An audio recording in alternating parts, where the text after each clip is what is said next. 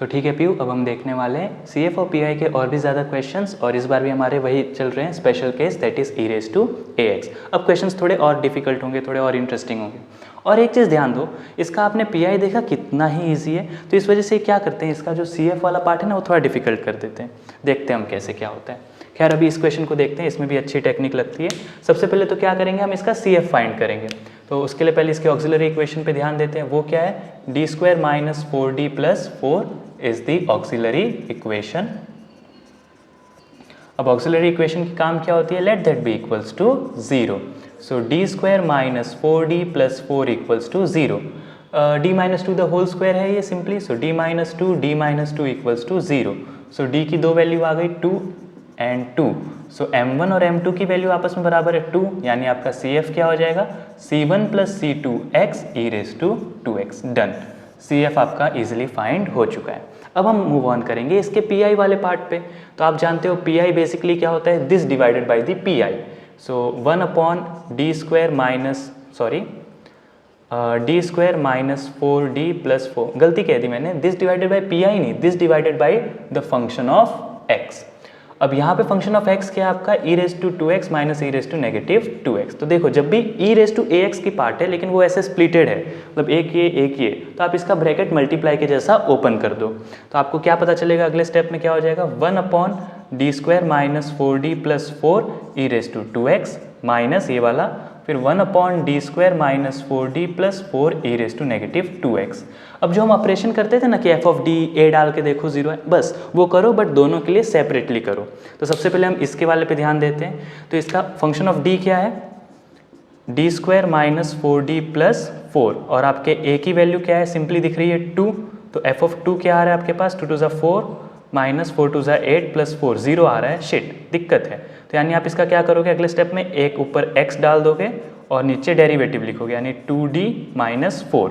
अब आपका function of d क्या है, 2d - 4, और फिर से देखो आपको यहाँ पे पहली बात इतने पार्ट को लिखना होगा कि आप इसको सॉल्व कर रहे हो, 1/d² - 4d + 4 e raised to 2x। Therefore अब उसको आप यहाँ पे सॉल्व कर रहे हो।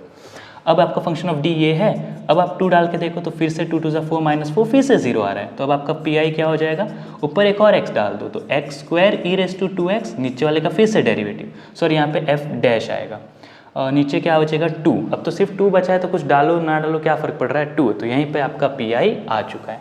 तो ये आ चुका है PI इतने पार्ट का। अब इतना पार्ट अलग से सॉल्व करो, तो मतलब अलग से आप जैसे आपने अलग से लिखा देयरफॉर करके, जगह नहीं है लेकिन आपको देयरफॉर करके अलग से इसको लिखोगे। फंक्शन ऑफ d आप क्या है आपका, d² - 4d + 4, a की वैल्यू क्या है, -2, f of -2 क्या आएगा आपके पास, 2 × 4 + 8 + 4, तो 16 आ गया। तो बस 0 नहीं आया, तो PI आपका क्या हो गया, 16 रख दो इसकी जगह, 1/16 e raised to -2x। PI मत लिखो, बस इतना लिखो, PI इसमें भी नहीं, क्योंकि आप इस पार्ट को सॉल्व कर रहे हो। अब कंबाइंड PI क्या आने वाला है, this answer minus this answer.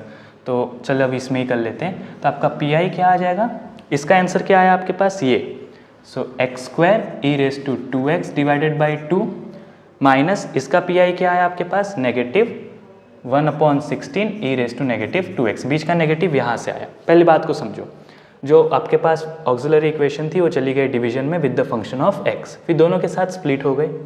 फिर इतने पार्ट पे आपने वो जो आप सॉल्व करने की मेथड जानते हो, f of d रिकॉग्नाइज करो, a की वैल्यू डालो, आपने a डाला, देखा कि 0 आया, तो आपने ऊपर एक x दिया, नीचे वाले का डेरिवेटिव किया, फिर उसमें a की वैल्यू डाल के देखी तो फिर से 0 आया, तो फिर आपने ऊपर x दिया, नीचे फिर से डेरिवेटिव किया। अब नीचे क्योंकि कांस्टेंट आ चुका है तो रुक गए, वही आपका इसका आंसर आ गया। इस पार्ट को भी आपने वही किया, f of d आया आपका, a की वैल्यू -2 डाली, देखा 0 नहीं आ रहा, तो बस वहीं पे आंसर आ गया।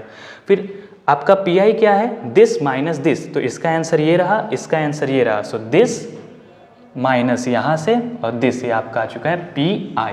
तो फाइनली आप जानते हैं कि फाइनली आपके y की वैल्यू क्या होती है, CF + PI।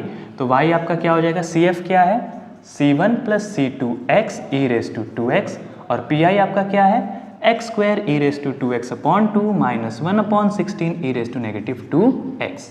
डन, ये आ चुका आपका finally general solution of y, and where C1 and C2 are the arbitrary constant. Clear हुआ।